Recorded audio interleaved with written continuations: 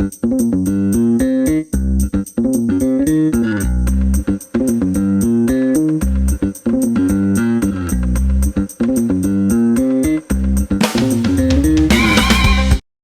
Ajeng, gimana nih? Apa kabar? Baik, baik alhamdulillah. Kamu gimana? Baik juga, makasih ya udah luangin waktu buat join ke podcastku. Sip lah pokoknya, santai. Udah lama banget ya BTW kita nggak ngobrol anjir. Udah hampir setahun sih kayaknya. Kayaknya. Kamu sibuk apa sih sekarang? Ya masih kayak gitu-gitu aja sih. Kemarin kan aku masih kuliah sambil Iya. kerja skripsi sih. Iya. Masih sama ya kuliah sambil kerja atau cuman kerja aja atau gimana? Ya itu sih. Sekarang buka usaha mulai merintis dikit-dikit sih. Ya nggak apa-apa lah, dikit-dikit asal ada progres aja sih. Oh iya. Sekarang kerja apa nih? Fokus kerjanya masih di coffee shop atau di tempat yang lain? Aku sekarang udah di coffee shop ya, terakhir kan 1 tahun yang lalu. Nah sekarang aku mulai buka usaha bisnis itu sih, kamera, jual beli kamera. Kalau boleh tahu tempatnya di mana nih bisnisnya? Kalau sementara tempat belum ada ya, aku baru jualan online aja sih, tapi alhamdulillah banyak peminatnya gitu. Jadi sementara baru di Facebook aja. Soon lah kalau misal ada waktu, aku udah lulus juga kan udah nggak terlalu banyak tanggungan. Paling aku bakal fokus ke branding buat toko kameraku sih insya Allah nanti kalau ada jalan. Oh iya. Boleh diceritain nggak awal-awal kamu mulai usaha itu dari mana? Mulai dari kamu merintis karirnya atau kamu mulainya dari mana gitu? Oh, kalau dari awal banget sih tentu waktu lulus SMA ya. Lulus SMA kan aku mungkin nggak ngapa-ngapain tuh sambil nunggu dapet kampus kan. Nah, waktu itu aku nyoba part time di coffee shop. Karena kan coffee shop bisa banget tuh buat part time karena kalau misal aku udah kuliah kan jadwal pasti padat banget buat mata kuliah. Nah, jadi aku nyari part time di coffee shop karena jamnya mungkin lebih fleksibel lah. Terus dari situ aku 2 coffee shop sih, tapi yang satu nggak bertahan lama, yang kedua aku kerja sama orang dan kebetulan kayak dia tuh basically ownernya deket banget sih sama aku. Jadi kita banyak sharing soal usaha kan. Aku pengennya juga suatu saat aku punya usaha sendiri gitu dan Iya. pasti aku banyak belajar sih dari dia waktu aku kerja sama dia. Jadi di situ aku mulai satu persatu kebuka gitu keberanian buat mulai bisnis. Tapi kan juga nggak langsung berhasil ya, kayak pertama tuh aku buka cucian sepatu sama teman-teman, tapi karena kan waktu itu ya belum berani lah, belum siap buat usaha sendiri dan untuk kesiapan modal kan belum seberapa ya. Jadi aku join sama mereka, tapi sebenarnya jalan sih, berprogres dengan baik dan aku ngelihat dia ada peluang buat jangka panjang dia bakal bertahan. Cuma kan namanya kita kerja sama beberapa orang dan nyatuin beberapa kepala kan. Nah di jadinya pertengahan agak struggle di situ. Iya, pertengahan kayak udah mulai kelihatan nih kalau udah megang uang kayak gimana lah kayak gitu. Jadi mungkin kita ada crash di situ, jadi milih buat gak lanjut aja sih aku. Tapi untuk sekarang cuciannya masih di-handle sih sama temanku. Oh ya, berarti sekarang cuman fokus di usaha kamera aja ya? Atau kamu punya bisnis sampingan yang lain gitu? Oh iya, dulu sebelum kamera kan aku sempat nyoba di bisnis F&B ya. Aku jualan makanan gitu, bukan makanan berat sih, cuma makanan konsep kaki lima, cuma ya oke lah menurutku. Boleh spill nggak makanannya apa itu yang kamu jual atau lokasinya di mana? Nah waktu itu kan aku sempat jualan di belakang UNS ya, karena di situ kan lumayan banyak rame mahasiswa dan kejangkau masyarakat banget. Nah tapi kan mungkin aku buka usaha di waktu yang salah ya, karena di situ waktu pandemi, jadi kampus udah mulai sepi, mulai online kan, online. Jadi ya udah sih, itu bisnis juga nggak bertahan lama, cuma 6 bulan doang. Dan balik lagi aku kan masih usaha sama temenku tuh waktu itu. Jadi ya mau nggak mau, bukan crash karena apa-apa ya, tapi cuma udah kelihatan beda visi misi sih ketika bisnisnya udah kayaknya nggak bisa lanjut lagi deh. Ya kayak usaha kamu sebelumnya kan harus membagikan beberapa pikiran jadi satu. Nah, itu pasti kan jadi struggle di situ.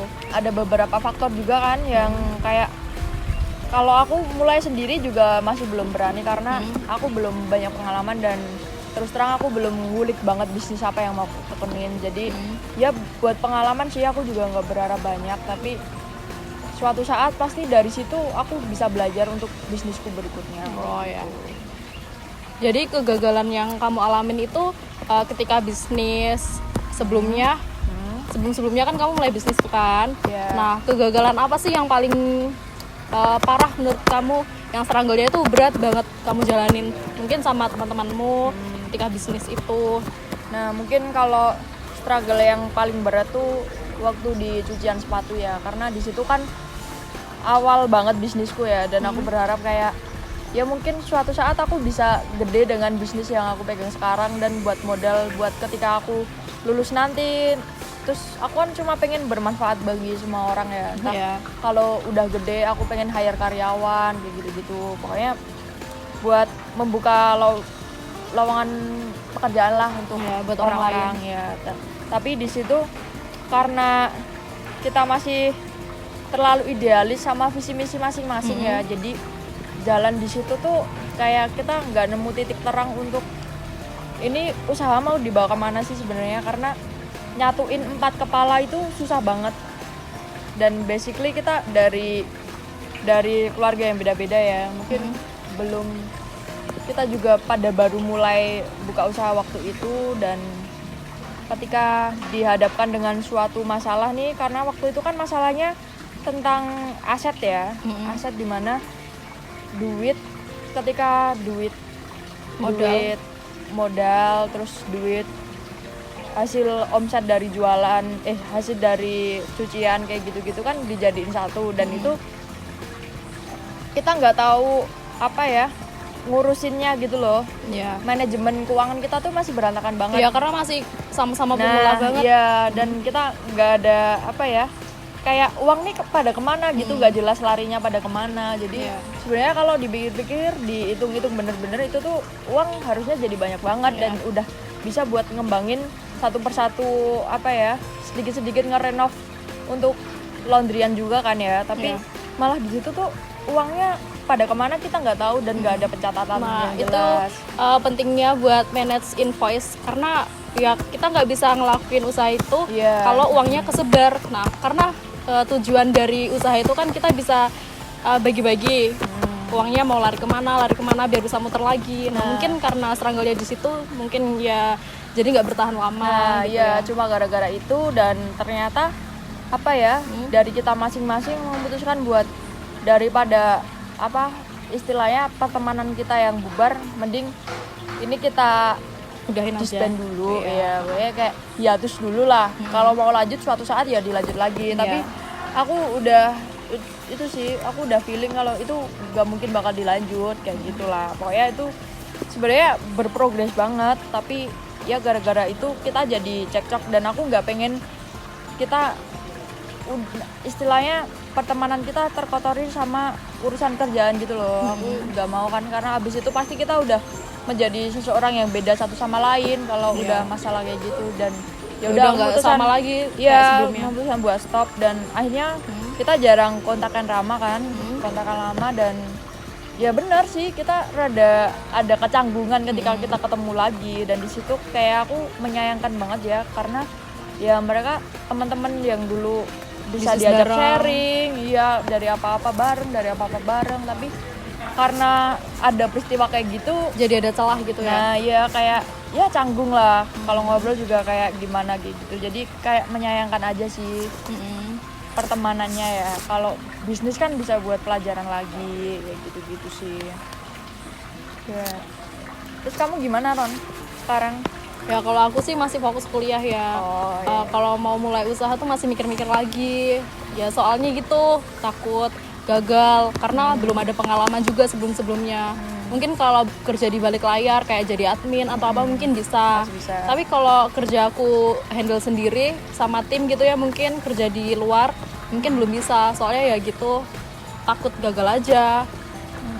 Ya sebenarnya kalau misal bicarain gagal, semua orang pasti gagal di awal step ya. Kalaupun enggak, pasti miracle banget sih kalau kayak gitu. Semua orang buka usaha pastilah nggak mungkin mereka langsung melejit banget ya, semua bener-bener. butuh proses. Dan kayak kalau menurutku setiap orang punya timelinenya masing-masing sih, ketika kamu siap nggak siap. Karena ketika dipaksain buat ini aku harus buka usaha secepatnya itu juga nggak bagus, karena basically kan apa ya, masih banyak yang belum kita tahu tentang bisnis itu sendiri pertama. Yang kedua mungkin kita kan masih kuliah nih ya, masih kuliah, dan fokus kita otomatis terpecah ketika kita punya suatu bisnis. Karena ya mau nggak mau kita harus ngehandle dua itu biar balance, nggak kita dominan di bisnis doang atau di kuliah doang, itu kan juga nggak baik buat keduanya. Nah, apalagi kalau kita belum punya bekal apa-apa untuk mulai bisnis, kemungkinan kita bakal survive itu lumayan kecil ya, karena itu dari lingkungan juga nggak mendukung, dari diri kita juga kurang mendukung. Bener. Apalagi basically lingkungan kita mungkin dimulai dari lingkungan keluarga dulu ya. Kalau dari lingkungan keluarga belum ada basic pengusaha atau apa ya, susah kita buat apa ya, buat langsung ngerti nih bakal diarahin kemana. Kan kita mau nggak mau harus nyari jalan sendiri, kita nyari relasi sendiri buat tahu ini itu karena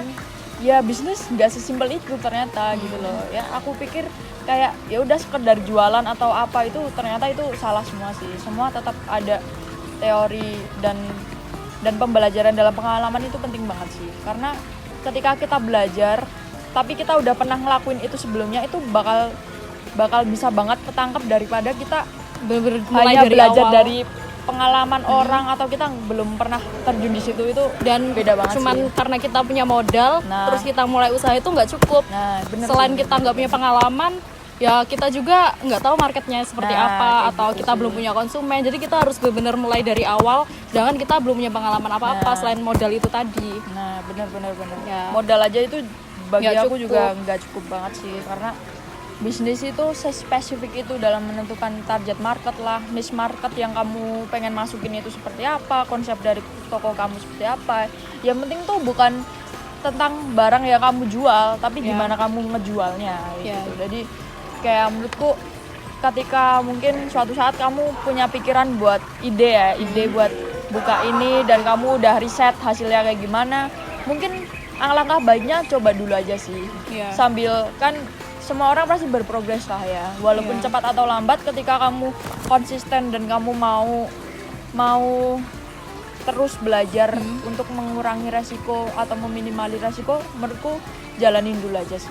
Karena ketika kita udah ada pikiran nih ya, udah ada ide, semua udah kita konsep matang-matang, tapi kita terlalu takut untuk memulai, itu juga gak baik. Karena ya kita nggak bakal tahu itu bakal gimana ketika kita Belum terjun langsung ya. Betul. Jadi aku dari dulu kayak ketika aku ada ide, aku pengen langsung eksekusi aja sih.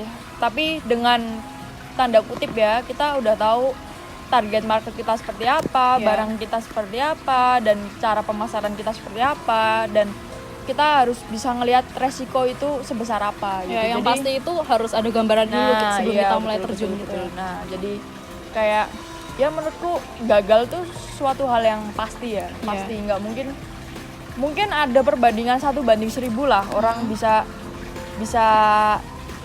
langsung tanpa gagal gitu, mungkin 1:1000 ya. Tapi untuk orang-orang yang masih belajar seperti kita kayak gitu, menurutku gagal itu hanya tahap awal sih. Jeng, aku mau nanya nih, Gimana?